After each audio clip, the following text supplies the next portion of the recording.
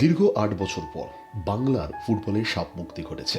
সন্তোষ trophy জয় করে ফিরেছেন বঙ্গ সন্তানরা এবং এরপর সাংবাদিক সম্মেলনে বলছিলেন আইএফএ সচিব অনির্বাণ দত্ত সহ গোটা আইএফএ টিম।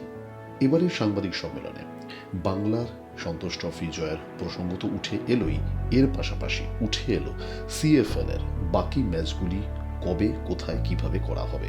এই সব কিছু নিয়েই এদিন সাংবাদিক সম্মেলনে আইএফএর কার্যালয়ে বসেছিলেন আইএফএ সচিব অনির্বাণ দত্ত সহ গোটা আইএফএ টিম।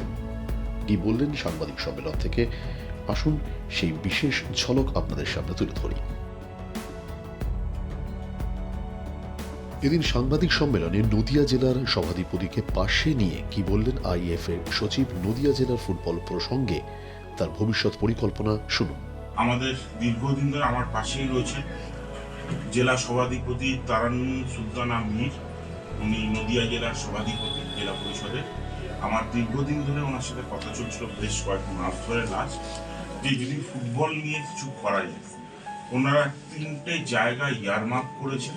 একটা হলো পলাশীতে, যেখানে একটা স্টেডিয়াম আছে, হস্টেল আছে, ক্যান্টিন ফেসিলিটি আছে। একটা কৃষ্ণনগর স্টেডিয়াম যেটা রয়েছে, এবং আপনারা অনেকেই জানবেন আগেরবার আমাদের মহিলা আইএফএ শিল্ড হয়েছিল দেওয়াট্টতে, ওখানেও স্টেডিয়াম আছে।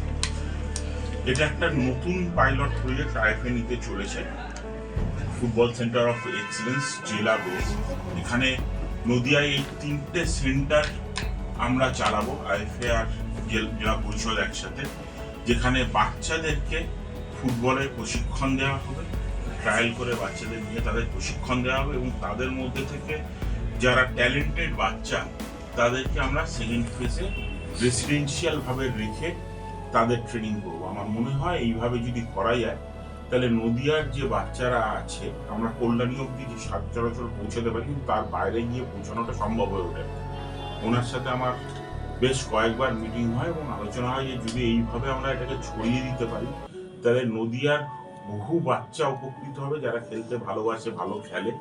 তারা একটা সঠিক কোচিংয়ের সুযোগ পাবে, এবং তার মাধ্যমে নদিয়া জেলায় যত ট্যালেন্টেড বাচ্চারা আছে তাদেরকে আমরা ইয়ারমার্ক করতে পারবো, তাদের প্রপার ট্রেনিং দিয়ে ভালো ফুটবলার তৈরি করে তুলতে পারবো।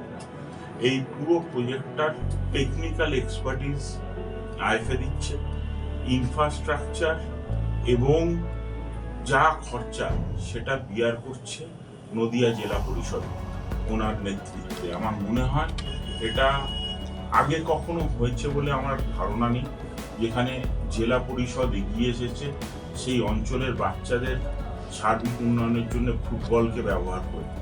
এটা একটা অত্যন্ত অ্যাট্রাকটিভ একটা প্ল্যান।